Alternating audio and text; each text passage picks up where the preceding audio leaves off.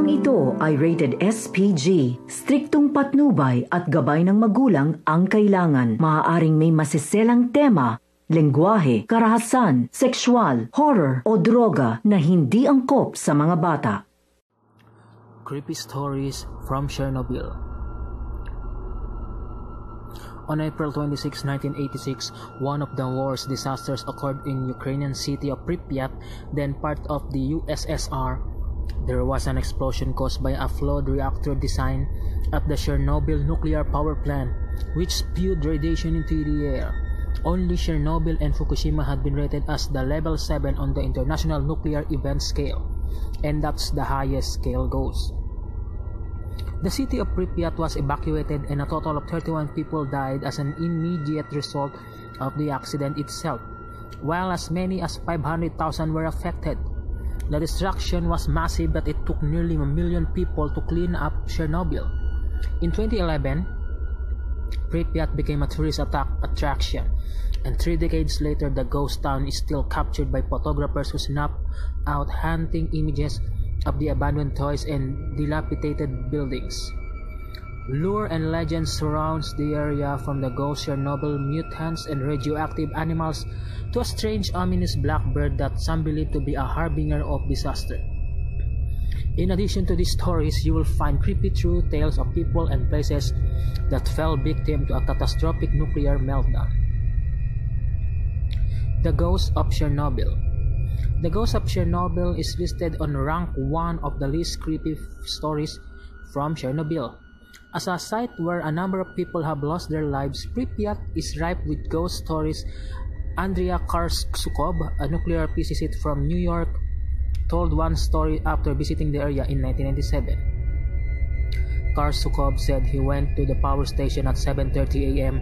and went to number 4 reactor sarcophagus, which is where the explosion occurred. He could not go inside due to the radiation, but as he took radiation readings, he heard someone screaming for rescue. For a fire inside. I ran upstairs to tell someone, but they said that when I entered the reactor control room, it was the first person to open that door in the 3 years, and the only way to get inside the old reactor is through the doors I came through. If someone had gone inside the reactor when I was not looking, they would have tripped an alarm that goes off when the reactor door is opened mechanically. The reactor door requires a password and a handprint, yet someone or something was inside. Later that evening, as we're eating dinner outside the building by the river next to the plant, a floodlight turned on in the room of the installation. There was no way anyone could be inside. As we ate, we figured there was a power surge or something. Then, just as my colleague said that, the line turned off. Performers brought into calm local residents and contracted radiation sickness themselves. Hi everyone, I'm Jake, and I met Yuri in a bar in Finland. This is my Reddit account. Over a couple of nights and some vodka, I recorded his voice to capture the story and piece it together. There are his words, his story. If you were met to Yuri as I have, you might not be so doubtful. The man is a gifted musician, a gentle soul. It was a true gift to meet him. I've shared some of the positive comments with him, but I'm not reading anything negative. Please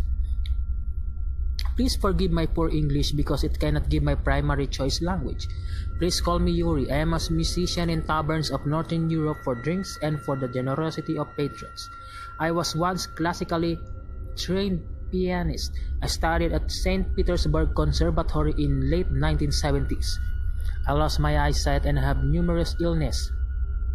I am survivor of Chernobyl. As the disaster commencement occurred, I was in a state-sponsored musical dance troupe. Our gathering was immediately enlisted by the government to calm village people in Pripyat and surrounding area.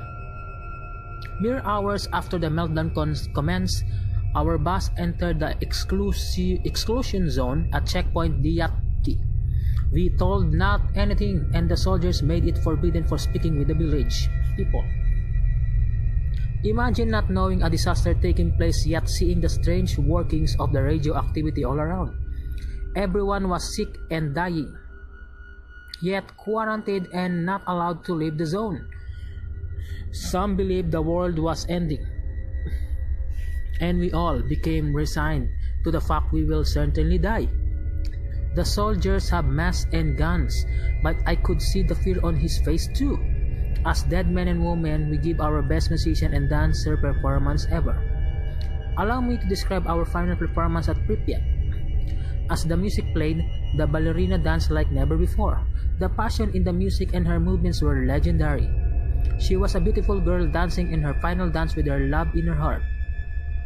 She allowed her long flowing hair down, and it seemed to float mystically in the air.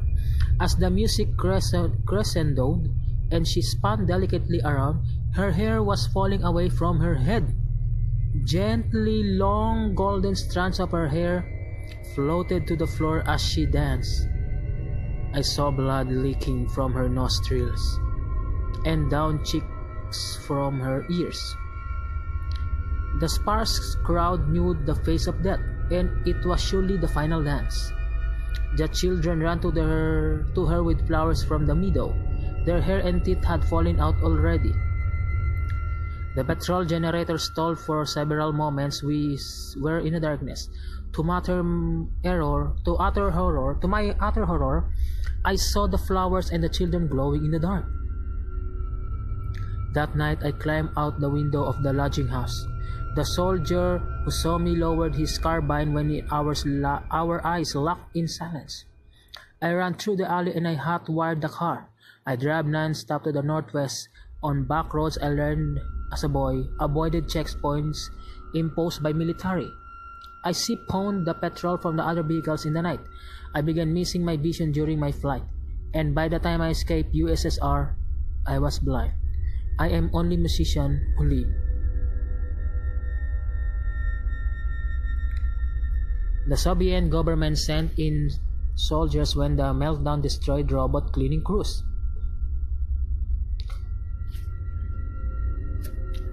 After evacuating the residents of Pripyat, the city bordering the Chernobyl power plant, the Soviet government sent robots into the exclusion zone to contain the meltdown and put a raging fire. The excessive radiation in the air prevented the robots from doing their work.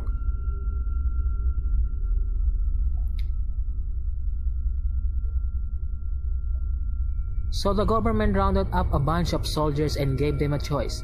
Serve 2 years in Afghanistan, where the Soviets were engaged in a brutal conflict against Mujahideen, or spend 2 minutes shoveling sand into exposed reactor to Chernobyl.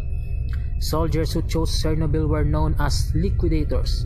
At the time of the meltdown and into the 21st century, Ukrainians believe vodka prevents the adverse effects of radiation.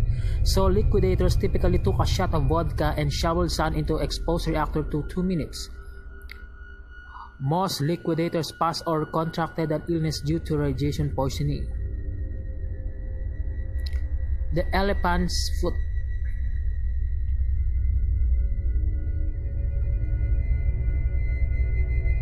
Elephants are cute, so you'd think anything named after their feet will also be cute. You'd be wrong. However, as this particular epiphemicism refers to a flow of hot lava that will end you after 300 seconds, that a mere 5 minutes of exposure, and not quickly either, as your life will reportedly slowing cease within 2 days. According to Kyle Hill in an article for Nautilus, this black lava was discovered by emergency responders who entered a stream corridor underneath number 4 reactor. The crew's radiation sensors warned them to stay away. What happened was this: the radioactive particles got so hot they melted and turned into a flow of lava, which in turn melted through the bottom of the reactor vessels and all the way down until it cooled enough to form the big lump you see above. Photos of the elephant's foot were taken by cameras on wheels. It was determined that the blob consisted mostly of concrete and other materials that fuel melted on the way down. Still, going near it was a bad idea, and experts advise not going near it even today.